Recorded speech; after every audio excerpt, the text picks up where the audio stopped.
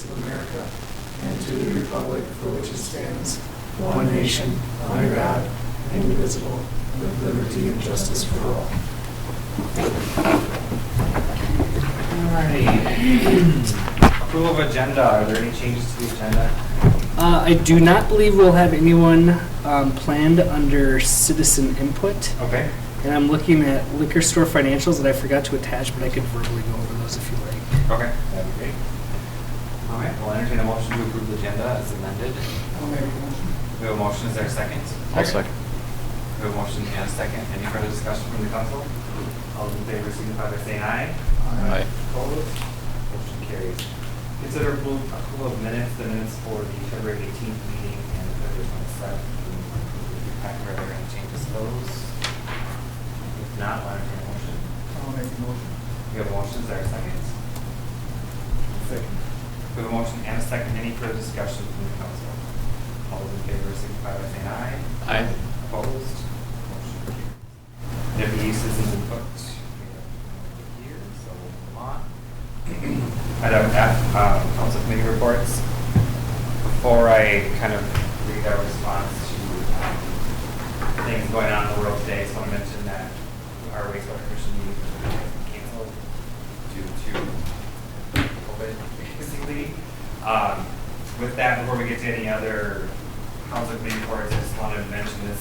I'm not taking credit for this. Nick gave me these talking points, but we just want to address the COVID pandemic and how the city is handling it.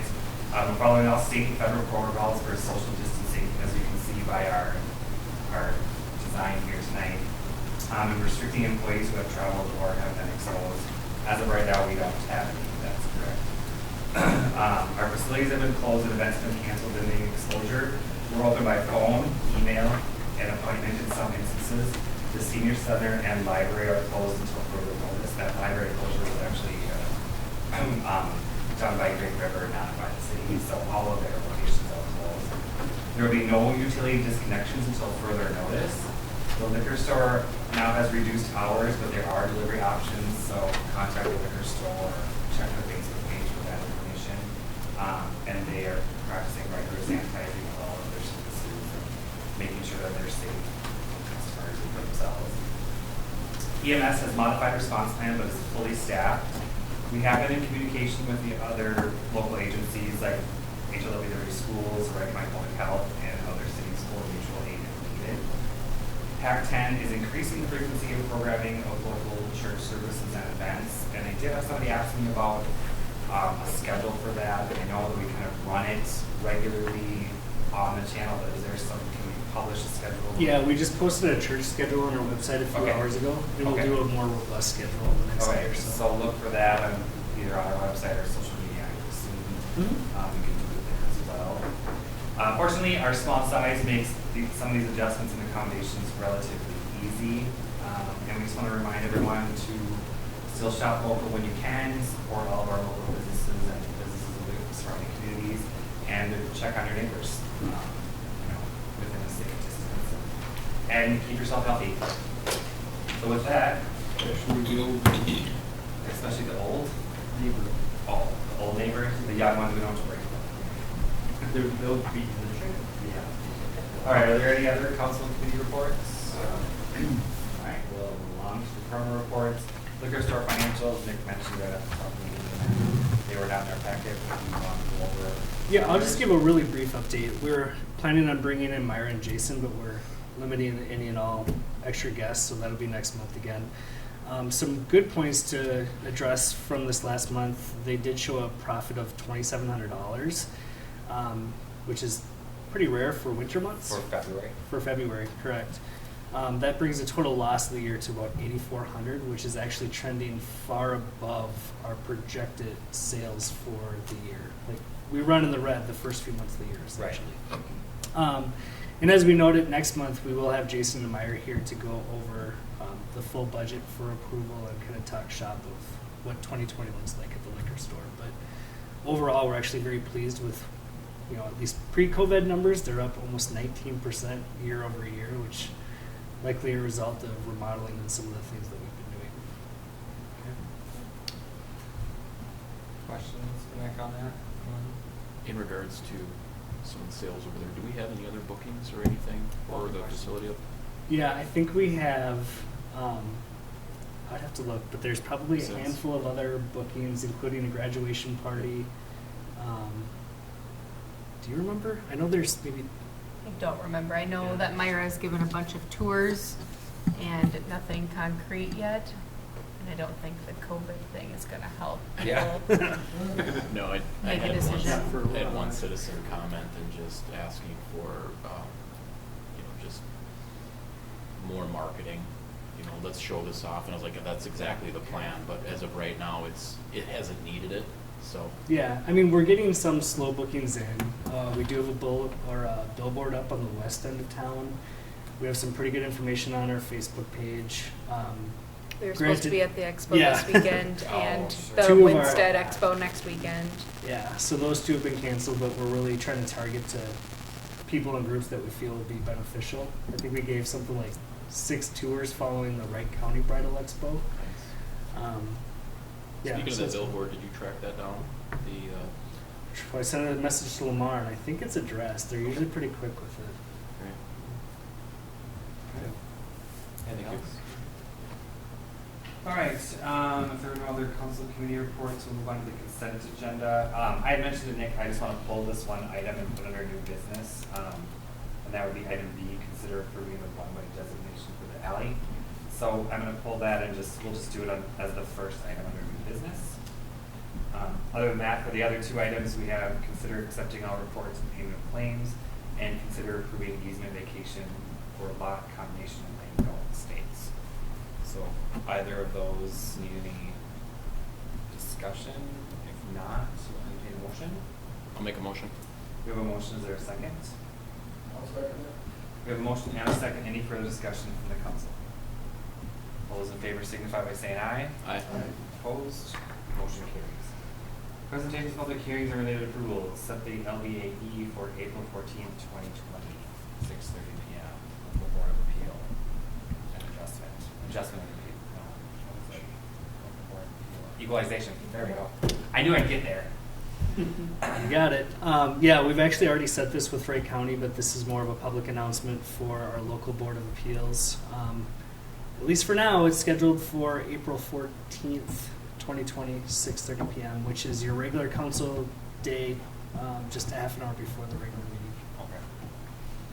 So that just, so anyone's unaware of what this is, that's each resident's opportunity to come and appeal their valuation. Correct. Not their taxes, but their property value. So keep that in mind. Check your local listings for changes depending on how things go.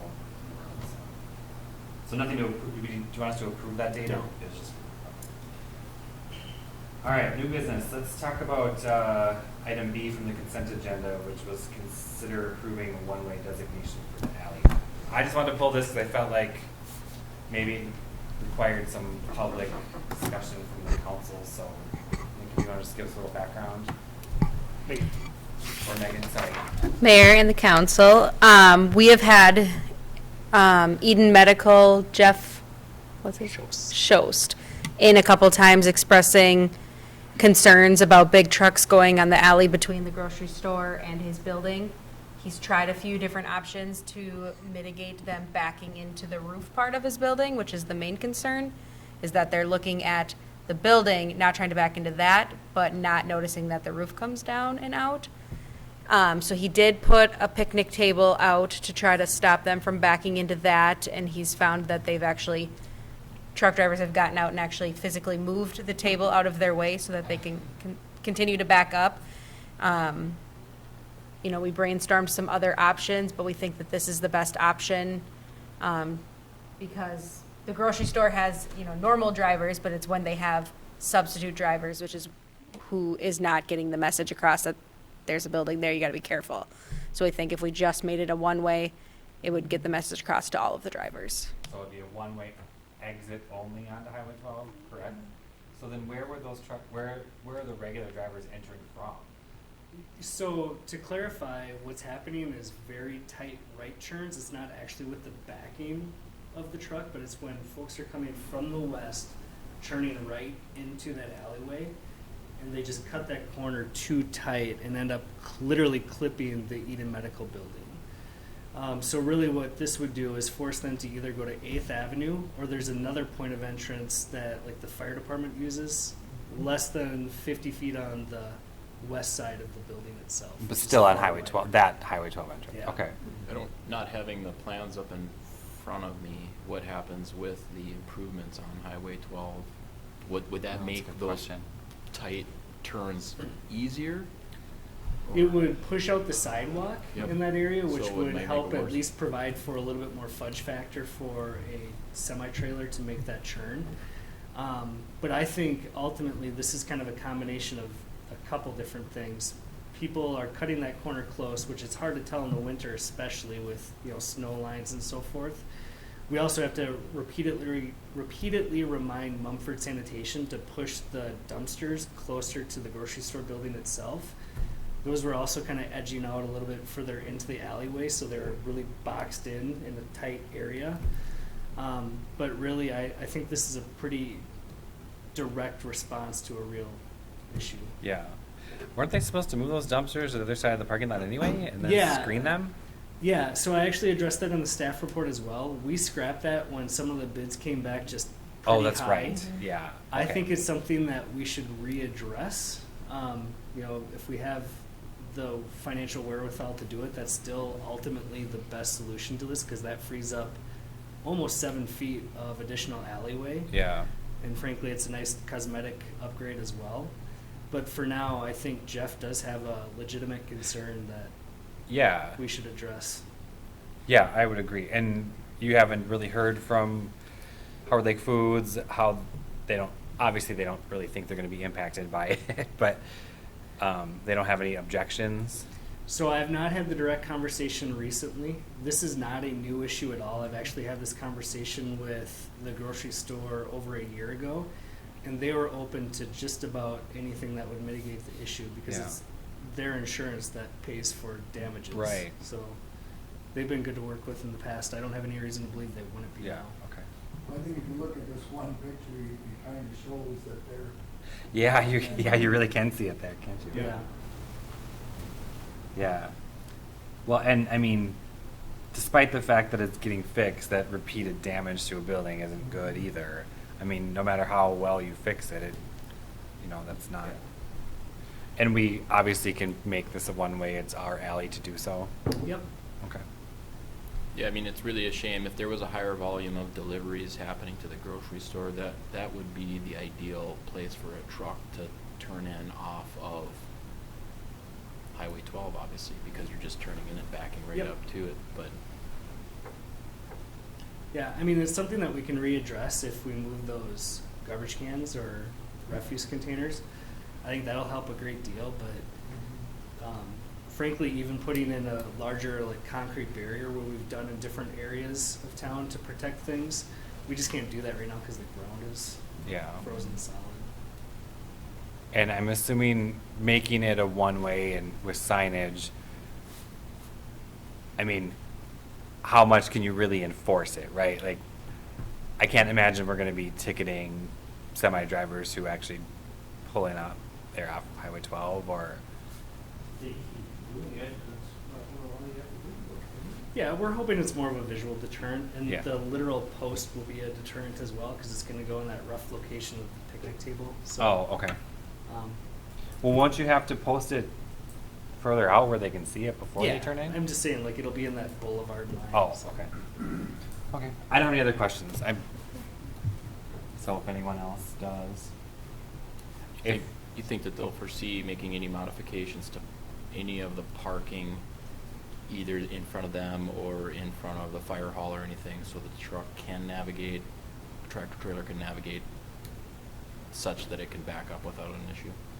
Right now, they've actually blocked out about 2 spaces immediately in front of the loading dock. Okay. I think that would be another case where they would also need to enforce that, because I often see cars there. But when there's not cars there, there's plenty of room to corner Okay. back even an 18-wheel rig back to Good. that spot. So then, basically, the trucks will be coming probably down 8th Avenue, you're saying, right? And some do right now. Okay. Yeah, we see, Yeah. frankly, there's too many points of egress already on Highway 12 and in this area. We see folks using all three methods already. Okay, as long as they have options, you know. Anything else, council? If these dumpsters weren't there, where did they, were you proposing to put them? Basically in line with the line of cars parking in front of the fire barn. There'd be one line of cars that went the whole length instead of two shallow rows, which I think that's something that we could, again, explore, just not with the more elaborate landscaping. Yeah. I think we can entertain a motion. I'll make a motion. We have a motion, is there a second? I'll make it. We have a motion and a second. Any further discussion from the council? All those in favor signify by saying aye. Aye. Opposed? Motion carries. Item A under new business, consider approving quotes for various ditch maintenance projects. Megan. It's you? Oh, that is me, sorry. That's all right. I was like, where are we at? So there are a few areas in town that are in desperate need of cleaning and removing of old trees and, areas that are subject to trees falling down onto the road. We got a couple quotes. We got one from Jake's Excavating as well as Carlson's. And the staff is recommending Carlson's. We do want to move forward with this as soon as possible. We were informed that this is something that should get done while the ground is still frozen, and we're kind of on our way out of the ground being frozen. So do we have all of these definite areas identified and? Yeah, there's 3 areas. There's one area off of Imhoff, there's one area off of Commerce, and there's one area off of Haywood.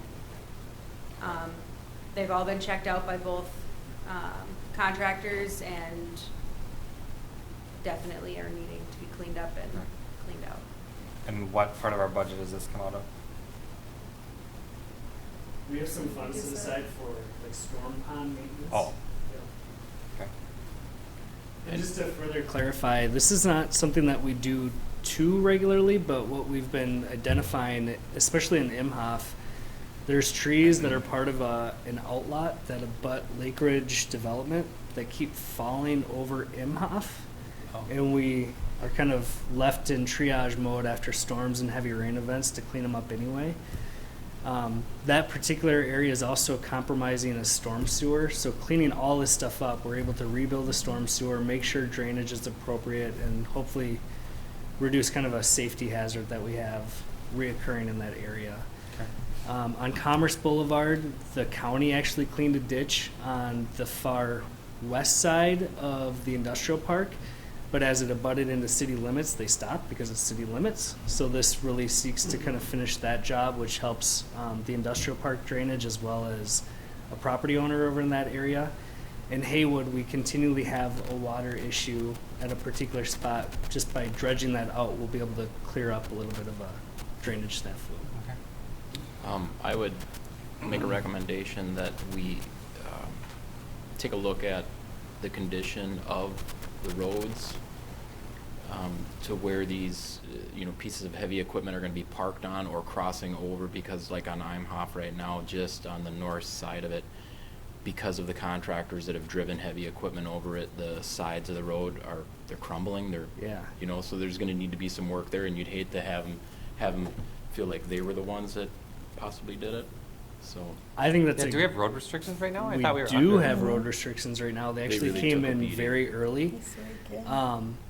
At least in the case of, first of all, I mean, we can, jurisdict our own roads to our ability, right? So, I mean, if we say that you can go on there, you can. Luckily for Imhoff, you can actually come off the gravel county road itself from the one side to clean that area. Something's probably pretty similar able to happen with Haywood. Commerce Boulevard is really the more sensitive one in that way, but I agree, we'll be as mindful as we can with it. Okay. Anything else, council?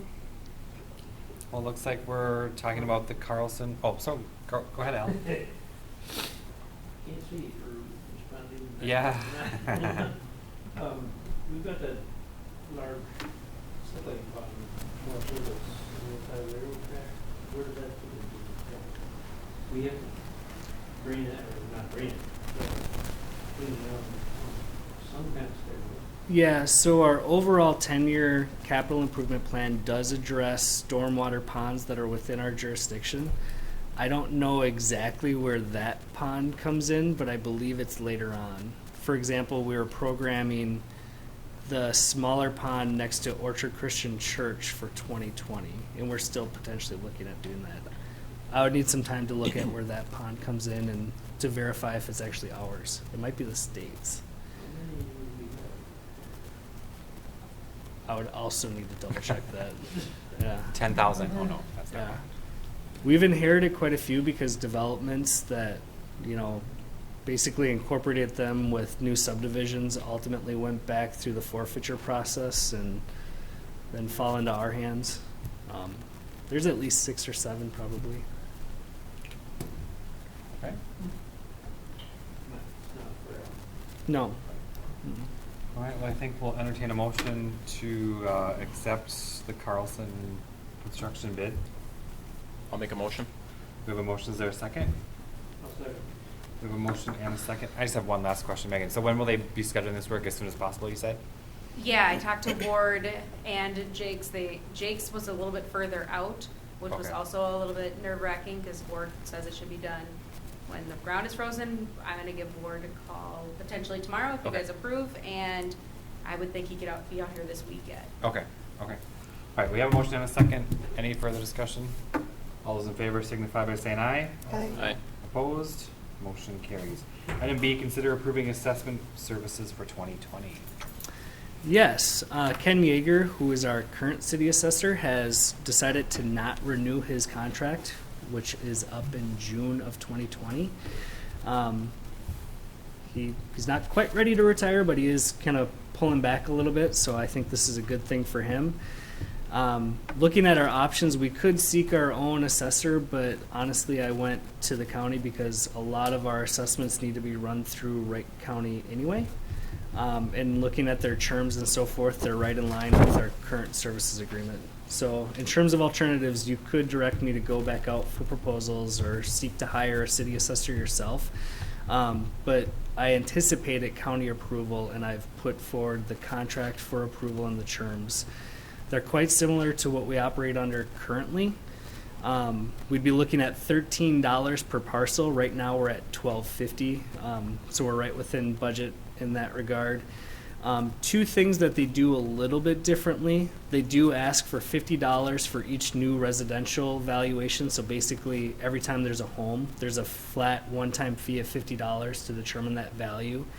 Similarly, with larger commercial projects, they seek a one-time fee of $150 for reviewing those plans as well. The $50 and the $150 would be a pass-through to whoever is pulling that building permit. In terms of how that impacts our day-to-day business, almost all of our commercial projects are valued either for a TIF district or a development agreement, and we pay Wright County to do this anyway. And in that regard, this would just be paying them like we already do. And the $50 is a pretty modest fee, I believe, for the service that they provide for the residential area itself. So what we're looking for tonight for approval is the approval of that Wright County Assessors Agreement, which would take in effect July 1st of 2020. So Ken will still be here for April local board. Yep. Well, the county usually comes too anyway. Yeah. Right? All right. I'll make the motion. All right. We have a motion. Is there a second? I'll second it. We have a motion and a second. Any further discussion from the council? All those in favor signify by saying aye. Aye. Opposed? Motion carries. Item C, consider various approvals related to community code enforcement. I'm assuming you want to take each one of these individually? Yeah, I'll kind of give an overview of what we're looking at. So basically, stepping back, we have different ordinances that regulate code enforcement. The single biggest one is our nuisance code, which kind of addresses garbage, debris in yards, the general upkeep of properties. The second is a property maintenance code, which addresses the physical structures. And what we're looking to do tonight isn't to really change those two ordinances, like the actual letter of enforcement, but rather how we enforce them. So what we're looking to do is make two big clarifications. The first is to enforce through an administrative citation. Currently, our code reads that you'd be subject to a misdemeanor. In reality, very few things that we enforce are actually backed through an actual misdemeanor process. To be a misdemeanor, you need to be in violation of a state statute, and if there's not a state law saying you can't have a couch in your front yard, you know? So in reality, we're kind of waving a finger that we can't enforce anyway with suggesting that we'd issue a misdemeanor. The second is to actually update the property maintenance code. Right now, the way that it reads, it only addresses rental occupied properties. That's a little odd for two reasons. First, we don't have a rental code, so we don't technically know if you're a rental property or not.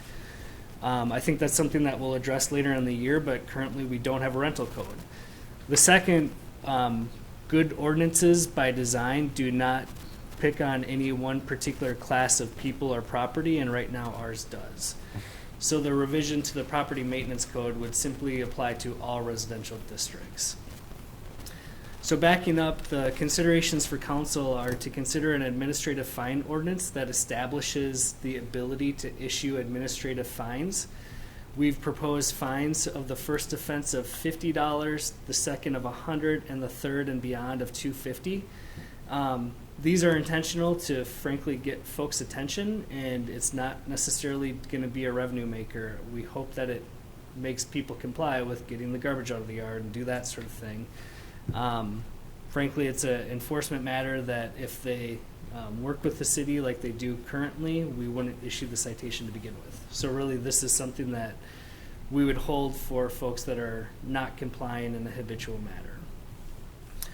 The second, like I noted, is the actual property maintenance code, which again would revise our current code to apply to all residential districts. So ultimately, what you have in front of you for approval is the establishment of an administrative fine ordinance. The second is the summary publication, otherwise we'd have to pay for the full publication of that ordinance. The third is updating the property maintenance code. And the final one addresses the actual code enforcement policy that we have, which gives pretty clear delineation to staff and residents alike as to how we actually enforce our ordinances. Okay. I went pretty quick, but do you have any questions? How would this apply to, like the peeling paint, plywood, or house wrap exposed to somebody that has been doing a long-term renovation on a residence right now that's been looked the same for about 2 years now, it seems? Yeah, so good question. This will not be bulletproof in terms of enforcement. If you have an active permit, and an active permit is basically you swing your hammer at your property once every 180 days and you pay for the renewal every year, there's very little enforcement that we could do. That being said, I have a relatively good idea of at least one of the properties that you're approaching right now. And we have been trying to kind of steer those folks into doing something with that property. And for better or worse, I think we've seen more progress on at least one of those over the last couple months than we have in the last couple of years. Agreed. Yeah. Okay. As long as they do something in 180 days, there's nothing you can do. We can modify ordinances to be more strict in terms of what an applicable or eligible building permit is, but it's really rare to see it less than 180 days. Yep. And it, to the point, I mean, I think we all want a nice, safe, healthy, attractive community, but the flip side of that, in terms of property rights, people with limited means that are continually making a good faith effort to address their property, we also want to work with those folks. But I don't disagree, Tom. Okay. All right, so we need to take these one by one in terms Correct. of motions, right? Yep. All right, so let's take the first one. Ordinance 6.03, Administrative Enforcement of Code Regulations. Would someone like to make a motion? I'll make the motion. We have a motion. Is there a second? I'll second. We have a motion and a second. Any further discussion from the council? All those in favor signify by saying aye. Aye.